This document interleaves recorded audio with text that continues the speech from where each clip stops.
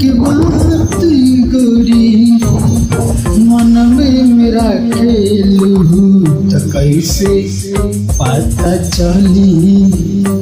कितना प्यार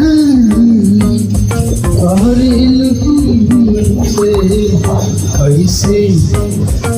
पता चली दिलवा तोहर कितना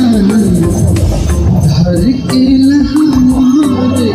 खातिर कैसे पता चली गोरी दिलवा धरई के कितना मन में के बात गोरी मन में मेरा खेल मन में के बात गोरी